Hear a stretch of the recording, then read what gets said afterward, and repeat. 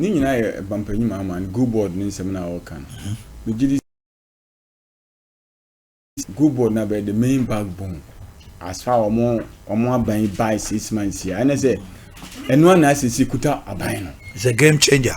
And as a son MP, Nina GOLDBoD na airto. Na ono so akotona manone ama omane anya mfaso meji say Ghana o my the natural resource aye wo pa a good cocoa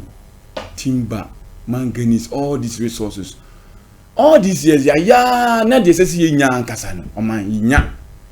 and with say smanya we dia o man meji say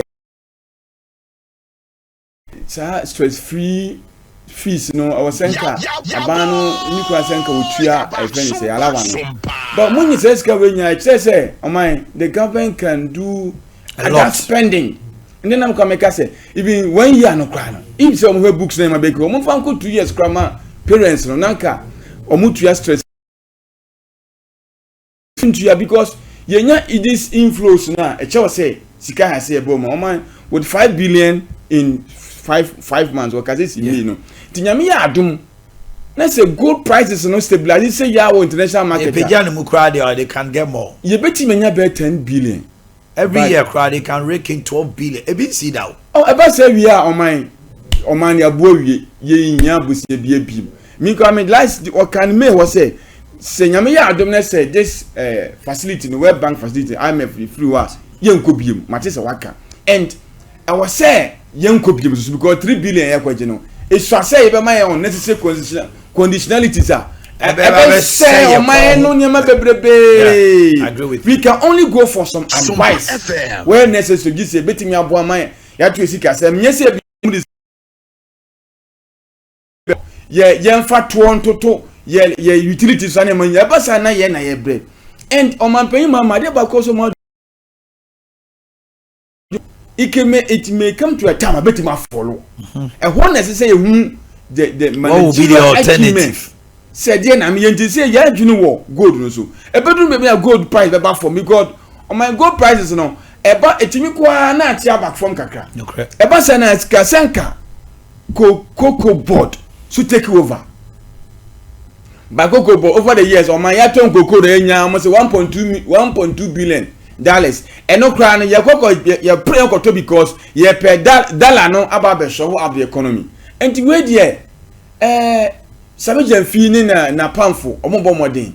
bomban panyi mama omo na nani so nsa nko my revenue generation ze nya 5 billion ye beti nya 10 billion by the end of the year $10 billion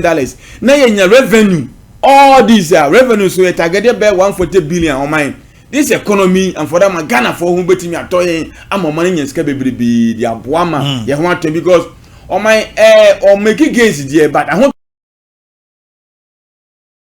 about the early days and I make us say yen san kan ye hu say dollar no ne forest no you know ne man na cost no say no mu say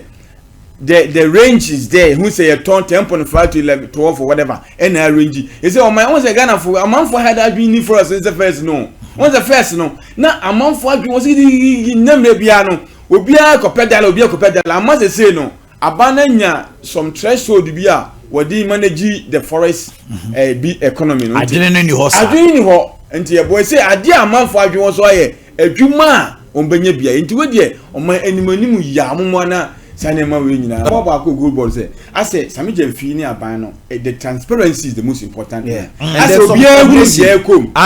between Samije Mfi Bank of Ghana and the presidency near the and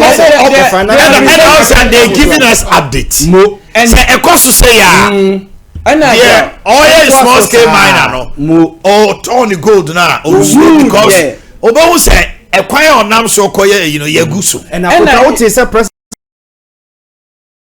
from small scale mining yes and for the first time in the history of Ghana Okachire say small scale miners let mama you go that me ya ton chain even the big mining firms it means when you streamline it well we will get it to no na sema no oka say ebe ye say ebedu baby Ghana for ye own you know ebeboa and also so when you for political space yes Asante finally for you know friends oil now ya okay on say you too oil now over the years in transparency has been a major problem because no say yes you too yes in Ghana dey we say we say yes say this guy kwakotoa sika ye nya e de koto ho no ya me hu de ti yan say yes say